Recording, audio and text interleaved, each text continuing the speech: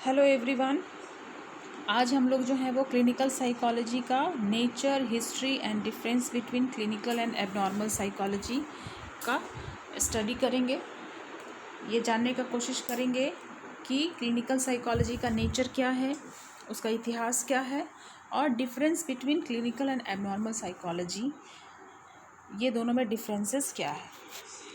तो इसके संबंध में जो है वो एबनॉर्मल साइकोलॉजी, जैसा कि हम लोग जानते हैं कि असामान्य व्यक्तियों का अध्ययन करने वाला एक मनोविज्ञान है और ये मनोविज्ञान के बहुत ही इम्पॉर्टेंट ब्रांचेस में से एक है। उसी तरह क्लिनिकल साइकोलॉजी भी जो है वो अप्लाइड साइकोलॉजी को बिलोंग करता है और यह भी मनोविज्ञान के इम्पॉर्टेंट ब्रांचेस में से एक है। दोनों ही महत्वपूर्ण है, लेकिन फिर भी दोनों में बहुत ही डिफरेंसेस जो हैं वो काफ़ी देखे जाते हैं। तो आज हम लोग इससे संबंधित सारे चीज़ों को हम लोग जो है वो डिस्कस करेंगे। Let's start. जैसा कि यहाँ देख रहे हैं आप लोग, क्लिनिकल साइकोलॉजी जो है वो हमारा behavioural problems, cognitive impairment, disorder, disability, dysfunction, maladjustments, pathologies, trauma, emotional issues, सभी चीज़ों को स्टडी करता है। सिर्फ असामान्य व्यक्तियों को ही नहीं, असामान्य चीज़ों को ही नहीं, बल्कि वह सामान्य व्यक्तियों में होने वाले जो प्रॉब्लम्स होते हैं, जैसे समायोजन संबंधी समस्याएं, किसी तरह के व्यवहारात्मक संबंधी समस्याएं, आदत संबंधी समस्याएं, उन सभी चीज़ों का हल, निदान जो है वो क्लिनिकल साइकोलॉजी मतलब नैदानिक मनोविज्ञान के द्वारा होता है।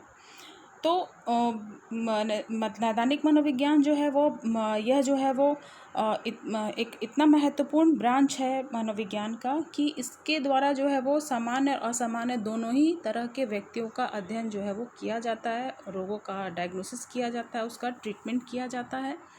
और यह जो है वो जहाँ भी मनुष्य व्याप्त है, चाहे वो हॉस्पिटल में हो, चाहे वो कारागार में हो, चाहे वो एजुकेशनल एरिया का हो, चाहे वो मैनेजमेंट से रिलेटेड हो, चाहे वो ऑफिस में हो, कहीं भी जो है इसका जो है वो उपयोग जो है वो महत्वपूर्ण माना गया है। तो clinical psychology is one of the most important branch of psychology. It is an applied branch of psychology. और सोसाइटी ऑफ क्लिनिकल साइकोलॉजी 2002 के अनुसार यदि हम देखें तो इसका डेफिनेशन जो है वो बहुत ही सटीक माना गया है। Clinical psychology is a branch of psychology concerned with the assessment and treatment of mental illness and behavioral problems.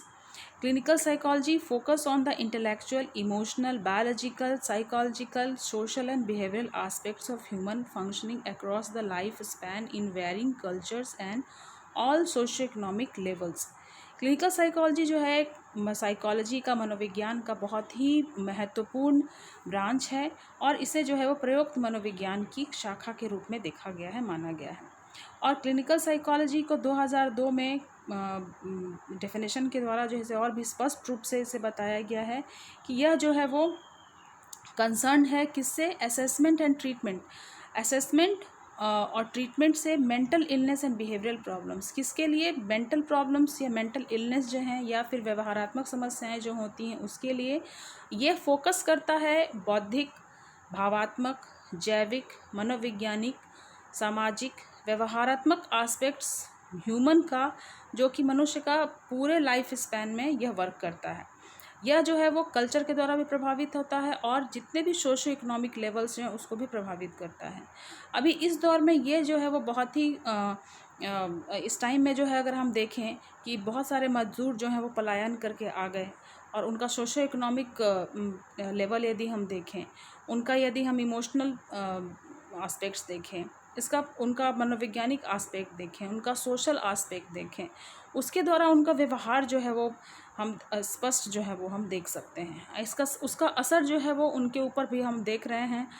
इसी तरह जब वो आर्थिक रूप से संपन्न व्यक्ति हैं उसके ऊपर इसका जो कोविड-19 है उसका प्रभाव जो है वो हम कम देख रहे हैं। वैसे लोग जो सुविधा संपन्न व्यक्ति हैं उसके ऊपर जो है इसका प्रभाव थोड़ा कम है। लेकिन जो सोशो इकोनॉमिक स्टेटस जिनका कम है, जो आर्थिक रूप से संपन्न नहीं है, उनमें जो है वो मानसिक परेशानी बहुत ज़्यादा देखी गई है, क्योंकि वो उनके लिए बहुत सारा चिंता का विषय है। एंजाइटी आना स्वाभाविक है, कैसे वो कल अपने परिवार का देखभाल करेंगे, बीमारी से कैसे जूझेंगे, और उनके लिए बहुत ही कठिन दौर है और हमारे लिए भी है, लेकिन उनके लिए ज़्यादा है। तो ये प्रभावकारी तो होता है। इसका असर जो है वो कल्चर का असर, सोशो इकोनॉमिक लेवल का असर जो है वो हमें कहीं ना कहीं तो प्रभावित बिल्कुल ही करता है। तो इसके बाद जो है वो ये भी जानना महत्वपूर्ण है कि हमारा जो क्लिनिकल साइकोलॉजी है वो कब इंट्रोड्यूस हुआ, किसके द्वारा इंट्रोड्यूस हुआ, और यह टर्म जो है क्लिनिकल साइकोलॉजी कैसे आया।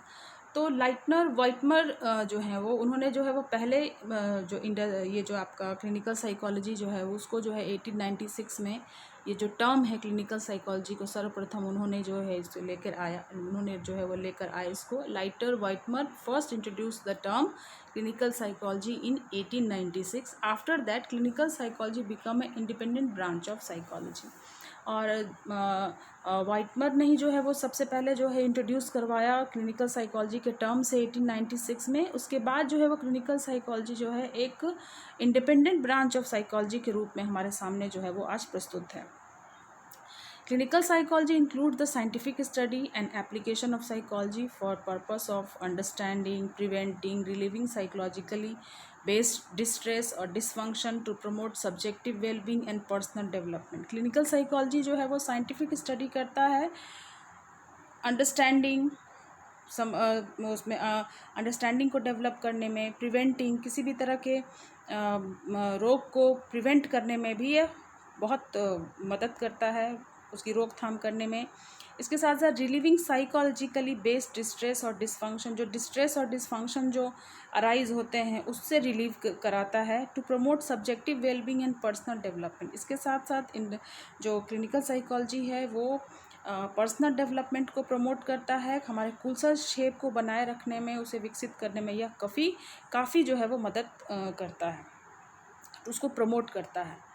डेफिनेशंस में हम जो है वो सिराकली का जो है वो डेफिनेशन जो है वो 2006 में जो दिया गया है, clinical psychology is the area of psychology in which the psychologist diagnose and treat people with psychological disorder that may range from mild to severe. उसी तरह अमेरिकन साइकोलॉजिकल एसोसिएशन के द्वारा जो है डिफाइन किया गया है, the field of clinical psychology involves research, teaching and service relevant to the application of principle, method and procedures for understanding, predicting and elevating intellectual, emotional, biological, social, psychological, social and behavioral maladjustment.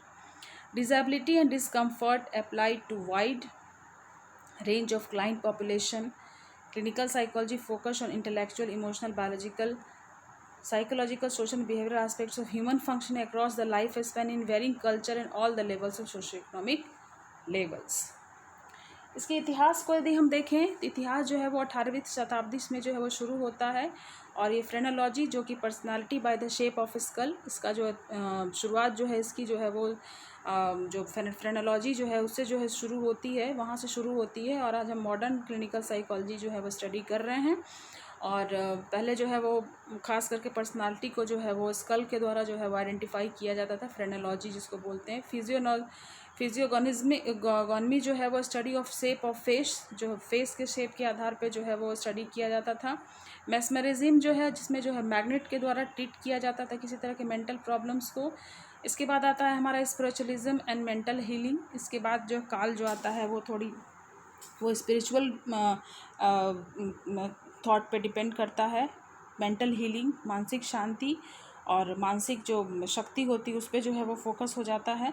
Modern scientific psychology, first laboratory of psychology by William wound, जो कि 1879 में जो है हम सभी जानते हैं कि सबसे पहला जो है वो प्रयोगशाला जो है विलियम वुंड के द्वारा जो है वो खोला गया। यहीं से जो है वो मॉडर्न साइंटिफिक साइकोलॉजी की शुरुआत होती है। First scientific clinical application of psychology Sigmund Freud जो है वो 19th सेंचुरी में आते हैं। और इसके बाद जो है वो क्लिनिकल साइकोलॉजी जो है विकसित होना शुरू होता है। और यहीं जो है वो लाइटर विटमर ने जो है वो क्लिनिकल साइकोलॉजी पद का निर्माण किया, जो फादर ऑफ क्लिनिकल साइकोलॉजी के नाम से जाने जाते हैं। अब हम लोग जो है difference between clinical and abnormal psychology के बारे में जान लेते हैं। जैसा कि हम जानते हैं कि एबनॉर्मल साइकोलॉजी जो है वो भी मनोविज्ञान के एक महत्वपूर्ण शाखा है। और इसके द्वारा जो है हम असामान्य व्यक्तियों का अध्ययन हम जो है सैद्धांतिक तरीके से करते हैं। लेकिन दोनों में हम असामान्य व्यक्तियों का अध्ययन तो करते हैं, लेकिन क्लिनिकल साइकोलॉजी का जो रेंज है, जो एरिया है, वो बहुत ही वाइड है, बहुत ही एक्सपैंड करता है। और इसी यहीं पे जो है वो दोनों में डिफरेंसेस जो है वो हम देखने को मिलता है, यहाँ पे हमें देखने को मिलता है। पहला पॉइंट जो है वो है कि clinical psychology deal with theoretical and behavioural both, but abnormal psychology deals with only theoretical aspect. और क्लिनिकल साइकोलॉजी जो है वो थ्योरेटिकल मतलब सैद्धांतिक और व्यवहारात्मक दोनों को स्टडी करता है, लेकिन असामान्य मनोविज्ञान जो है वो सिर्फ थ्योरेटिकल एस्पेक्ट को रीड करता है। Clinical psychology related with normal and abnormal both, but abnormal related to only abnormal people. Clinical psychology जो है वो नॉर्मल और एबनॉर्मल दोनों से रिलेटेड होता है, लेकिन एबनॉर्मल जो है वो सिर्फ एबनॉर्मल पीपल से ही रिलेट करता है।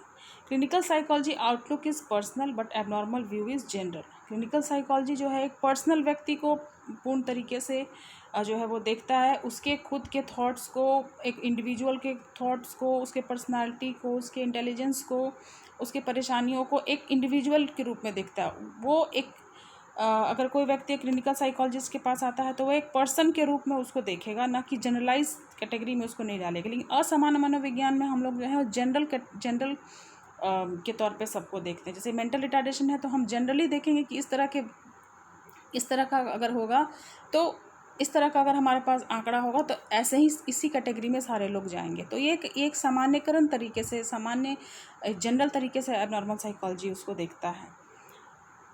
Clinical psychology has wide work area. Clinical psychology का जो एरिया है बहुत ही वाइडर है, चाहे वो एडजस्टमेंट से हो, चाहे वो इंटेलिजेंस से हो, चाहे वो पर्सनालिटी से हो, चाहे वो आपका साइकोसोमेटिक डिसऑर्डर हो, चाहे वो टीचिंग से हो, रिसर्च से हो, कि रोग के निदान करने से हो, उसके ट्रीटमेंट से हो, थेरेपीज से हो। तो इसका एरिया जो है बहुत ही वाइड है, और ये जो है वो एक जगह कहीं नहीं टिकता, वो जो है वो हर एक एरिया में उसको कवर करता है। एजुकेशन के एरिया में भी क्लिनिकल साइकोलॉजी की आवश्यकता है, इंडस्ट्रियल में है, आपको हॉस्पिटल्स में है, स्कूल में है, हर जगह जो है इसकी आवश्यकता है। यही नहीं, क्लिनिकल साइकोलॉजिस्ट जो हैं वो टीचिंग का भी काम करते हैं, रिसर्च का भी काम करते हैं, तो इसका एरिया जो है बहुत ही वाइड है।